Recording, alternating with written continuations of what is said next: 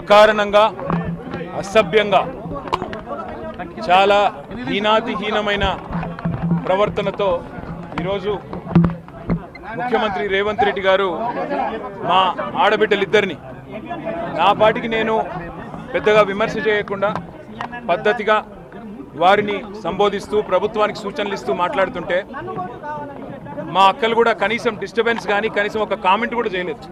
కనీసం నన్నేమి ప్రాంప్ట్ కూడా చేయలేదు, మీరు ఇది చెప్పండి అది చెప్పండి అని. అట్లాంటిది ఈరోజు అకారణంగా ఎందుకు నోరు బారేసుకున్నాడో తెలియదు కానీ చాలా అసభ్యంగా హీనాతిహీనంగా ఏ నాయకుడు కాదు ఏ మనిషి కూడా మాట్లాడనంత అసభ్యంగా మీ అక్కలను నమ్ముకుంటే ఇక్కడ నన్ను ముంచిండ్రు మమ్మల్ని ముంచిండ్రు రేపు నీ బతుకు కూడా జూబ్లీ బస్ స్టాండ్ అవుతుందని మాట్లాడిన నికృష్టమైన మాట ఏదైతే ఉందో తప్పకుండా రేవంత్ రెడ్డి వెంటనే తెలంగాణలోని ఆడబిడ్డలందరికీ క్షమాపణ చెప్పాలి. ఎందుకంటే ఈ అవమానం జరిగింది ఒక సబితక్కకు సునీతక్కకు లక్ష్మక్కకు కాదు, ఈ అవమానం జరిగింది తెలంగాణలోని ఆడబిడ్డలందరికీ. మహిళల్ని నమ్ముకుంటే నట్టేట మునుగుతారన్నట్టు మహిళా తల్లుల్ని నమ్ముకుంటే బతుకు బస్టాండ్ అవుతుంది అన్నట్టు ముఖ్యమంత్రి మాట్లాడిన మాట ఏదైతే ఉందో నిజంగా కూడా హేయం శోచనీయం, నిజంగా ఒక ముఖ్యమంత్రి స్థాయికి తగని మాట. ఇలా నిజంగా ఈ ముఖ్యమంత్రి అన్ఫిట్ ముఖ్యమంత్రి, ఆ పదవిలో కూర్చోవడానికి తగని ముఖ్యమంత్రి.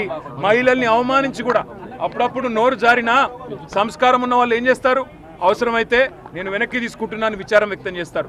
ఇంత అహంకారం ఇంత కండకావరంతో ఈరోజు ఆడబిడ్డల్ని వారిని అవమానించిన ముఖ్యమంత్రికి తప్పకుండా తెలంగాణ ఆడబిడ్డల ఉసురు తాకుతుంది. ఈ వైఖరి మార్చుకో, పద్ధతి మార్చుకో. వారు అక్క సునీతక్క కానీ సబితక్క కానీ లక్ష్మక్క కానీ స్వంతంగా కష్టపడి ప్రజల్లో తిరిగి పరపతితో ఇవాళ 5 సార్లు 6 సార్లు గెలిచొచ్చిన వాళ్ళు. ఎవరు కూడా నీలాగా ఇష్టం వచ్చినట్టు రాజకీయ విన్యాసాలు చేసి వచ్చిన వాళ్ళు కాదు. తమ స్వశక్తితో తమ కుటుంబంకుండే అభిమానంతో కార్యకర్తల ఆశీర్వాదంతో ప్రజల దీవెనలతో ఇక్కడ అడుగు పెట్టారు. అప్రతిహతంగా 5 సార్లు సబితక్క గెలిచొచ్చింది. సునీతక్క కూడా గతంలో మంత్రిగా పనిచేసినారు. లక్ష్మక్క కూడా జడ్పీ చైర్మన్గా శాసనసభ్యురాలుగా పనిచేసింది. అలాంటి మహిళలుగా పట్టుకొని ఇవాళ నోటికొచ్చినట్టు వాగడం అనేది ముఖ్యమంత్రికి తగదు. ఇప్పటికైనా సిగ్గు తెచ్చుకొని బుద్ధి తెచ్చుకొని ముఖ్యమంత్రి బేషరతుగా క్షమాపణ చెప్పాలి. ఇక ముఖ్యమంత్రి ఇట్లున్నాడంటే ఉప ముఖ్యమంత్రి ఏం చక్కగా లేడు. ఆయన వస్తాడు ఏం ముఖం పెట్టుకొని వచ్చిందంటాడు. నేను అడుగుతున్నా, ఏం మొహం పెట్టుకొని నువ్వు వచ్చినావు? నీకేమే మొహం పెట్టుకొని నువ్వు వచ్చినావో మేము కూడా అట్లే వచ్చినాం. ఎంత గుండె ధైర్యం నీకు? ఇవాళ మా ఆడబిడ్డల్ని పట్టుకొని ఏ మొహంతో వచ్చినావు అని చెప్పడానికి ఉప ముఖ్యమంత్రి నేను అడుగుతా ఉన్నా. ఏ రకంగా అంత ధైర్యంగా ఏ రకంగా అంత ఇష్టం వచ్చినట్టు మాట్లాడే అధికారం నీకు ఎవరిచ్చింది? అధికారం ఎవరికి శాశ్వతం కాదు. 10 ఏళ్ళు మేము అక్కడ ఉన్నాం. మేము ఎప్పుడన్నా అవమానించినామా ఆడబిడ్డల్ని తరిక? ఎన్నడన్నా ఒక్క రోజన్నా ఎప్పుడన్నా నోరు జారినా వెంటనే విచారం వ్యక్తం చేసినాం. ఇవాళ నేను కూడా ఏదో సందర్భంలో ఏకవచనంతో సంబోధించినానని చెప్పి అవతల నుంచి అభ్యంతరం వస్తే వెంటనే విచారం వ్యక్తం చేసినాం. అది కేసీఆర్ మాకు నేర్పిన సంస్కారం.